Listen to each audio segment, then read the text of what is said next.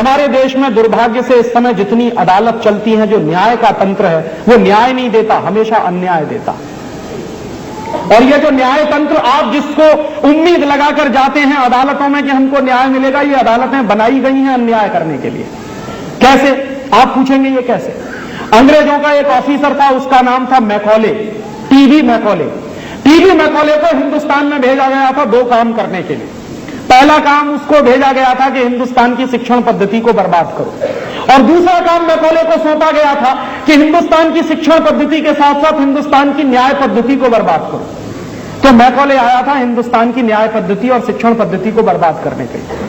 हिंदुस्तानी शिक्षण पद्धति को बर्बाद करने के लिए मैकॉले ने क्या किया था? एक कानून बनाया था, उसका नाम है इंडियन एजुकेशन एक्ट, और उस कानून को लागू करके उसने हिंदुस्तानी शिक्षण पद्धति का नाश कर दिया और एक अंग्रेजियत की शिक्षण पद्धति इस देश में पैदा की। उसी मैकॉले ने एक दूसरा कानून बनाया था, उसका नाम है आईपीसी, इंडियन पीनल कोड। ये जो इंडियन पीनल कोड नाम का कानून है, ये मैकॉले का बनाया हुआ 1860 का। और ये मैकॉले ने क्यों बनाया था? मैकॉले अक्सर एक बात कहा करता था अपने साथियों से कि जिस देश की न्याय व्यवस्था खत्म हो जाती है, उस देश का समाज टूट जाता। तो हिंदुस्तान की अगर न्याय व्यवस्था खत्म हो जाएगी और उसमें अंग्रेजी न्याय व्यवस्था चलेगी तो भारतीय समाज टूटेगा। तो वो कहता था कि ये आईपीसी का कानून जो है, ये भारत में न्याय देने के लिए नहीं है, ये अन्याय के लिए है। क्यों? क्योंकि भारत की न्याय की पद्धति तोड़नी थी अंग्रेजों को, और अंग्रेजों को अपनी पद्धति इस देश में स्थापित करनी थी। उसके लिए उन्होंने आईपीसी बनाया, सीआरपीसी बनाया, क्रिमिनल प्रोसीजर कोड, और उसी के लिए बनाया सीपीसी। आप जान लीजिए, भारतीय न्याय पद्धति में कभी भी हजारों साल से फांसी देने की सजा नहीं रही। ये अंग्रेज थे जिन्होंने फांसी देने की सजा शुरू की इस देश में। हमारे देश में किसी भी राजा के जमाने में फांसी नहीं दी जाती थी। तो आप पूछेंगे कैसे होता था? मृत्यु दंड अगर दिया जाता था तो या तो तलवार से सिर काटा जाता था या सरेआम उसको गोली से उड़ाया जाता था।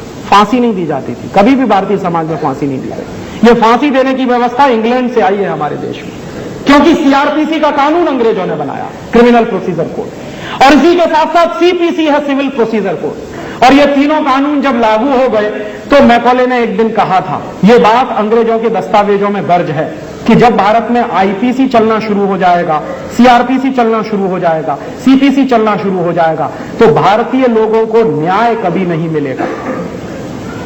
और ये वो खुद कह रहा है कि यहां के लोगों को न्याय कभी नहीं मिलेगा, मुकदमे चलते रहेंगे लेकिन न्याय नहीं मिलेगा। और जो बात उसने कही है 150 साल पहले, वो बात आज हम देख रहे हैं हमारी आंखों के सामने, कि हम जाते हैं अदालतों में।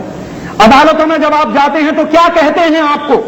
हम लोग भी जाते हैं अदालतों में, क्योंकि बहुत सारे पब्लिक इंटरेस्ट पिटीशन हम लोग लड़ते रहते हैं। तो अदालतों में हर बार हमसे एक ही बात कही जाती है कि अदालत में कानून के आधार पर फैसला होता है।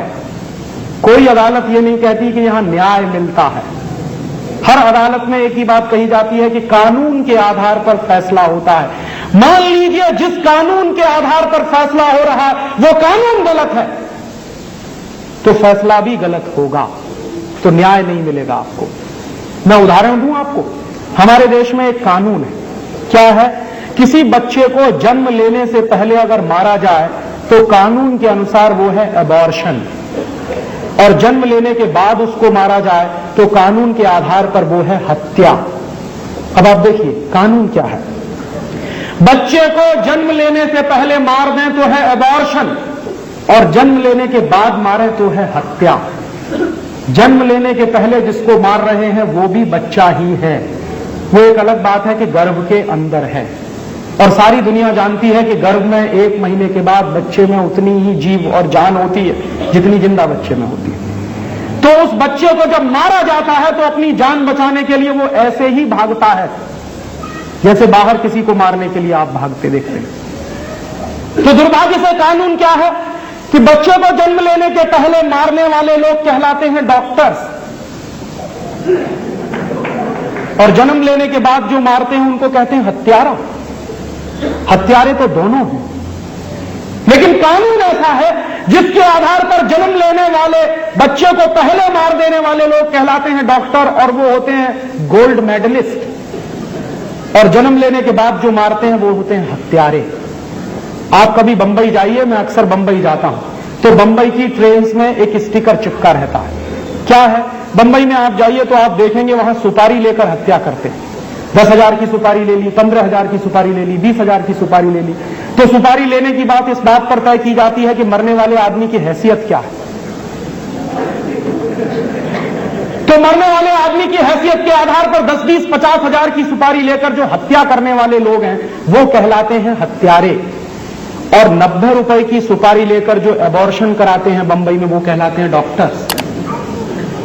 आप जाइए, बंबई की ट्रेन्स में एक स्टिकर लगा रहता है कि आइए और छुटकारा पाइए सिर्फ 90 रुपए में।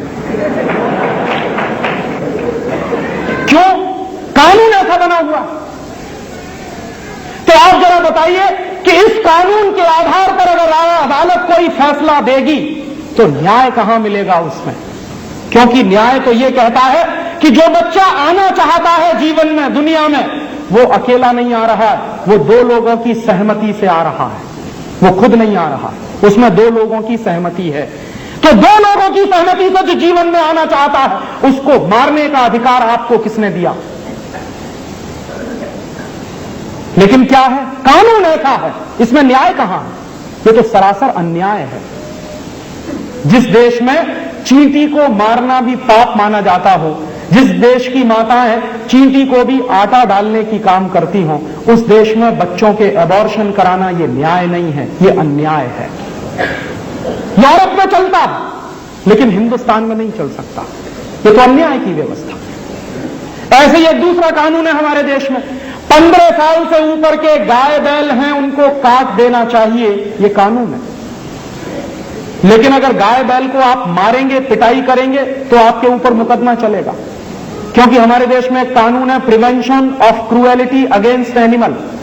माने आप किसी भी जानवर के ऊपर अत्याचार नहीं कर सकते, नहीं तो केस चलेगा। लेकिन 15 साल का है तो उसको काट सकते, अत्याचार नहीं कर सकते। माने पीट नहीं सकते लेकिन उसकी हत्या कर सकते, कानून है। और यह कानून क्यों बना है? तो कहने वाले ये कहते हैं कि 15 साल से ऊपर के गाय बैल बूढ़े हो जाते हैं, किसी काम के नहीं होते, इसलिए उनको काट देना चाहिए। तो 60 साल के ऊपर के मां बाप भी बूढ़े हो जाते हैं, उनको भी खत्म कर देना चाहिए।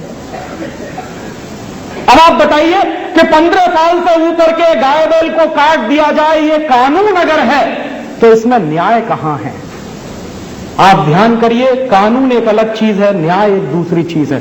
हमारी अदालतें कानून के आधार पर काम करती हैं, न्याय नहीं देती। और जिन अदालतों में न्याय नहीं मिलता उनको हम न्यायालय क्यों कहते हैं? उनको हम कायदालय तो कह सकते हैं, कानूनालय तो कह सकते हैं, लेकिन उनको न्यायालय क्यों कहें हम? क्योंकि वहां न्याय मिलता ही नहीं, वहां तो अन्याय होता है कानून के आधार पर। और जिन अदालतों में एक स्त्री तराजू लिए हुए आंखों पे काली पट्टी बांधकर अगर खड़ी हुई हो तो वहां आप न्याय की उम्मीद कैसे कर सकते हैं? क्योंकि धृतराष्ट्र की आंखों पर पट्टी बंधी हुई थी, इसलिए धृतराष्ट्र कभी न्याय नहीं कर पाया। कैसे संभव है वहां न्याय मिलेगा? इसलिए हिंदुस्तान में न्याय की व्यवस्था आपको लानी पड़ेगी। ये तो अन्याय की व्यवस्था है जो चल रही है। अंग्रेजों ने चलाई थी ये अदालत, तो अंग्रेजों के बाद खत्म कर देनी चाहिए थी, हमको अपनी अदालतें चलानी चाहिए थी। और सोचना चाहिए था कि अंग्रेजों से पहले 20,000 साल का, 25,000 साल का ये देश है, तब कैसे फैसले होते थे। उस जमाने में फैसले होते थे गांव पंचायत में, गांव समाज फैसले करता था, गांव की अदालतें होती थी, सारे फैसले वही हुआ करते थे। तो हजारों साल अगर इस देश में ग्राम पंचायतें फैसला कर सकती हैं तो आज क्यों नहीं कर सकती? आज भी हो सकता, बशर्ते कि इस व्यवस्था को उलटने की जरूरत है।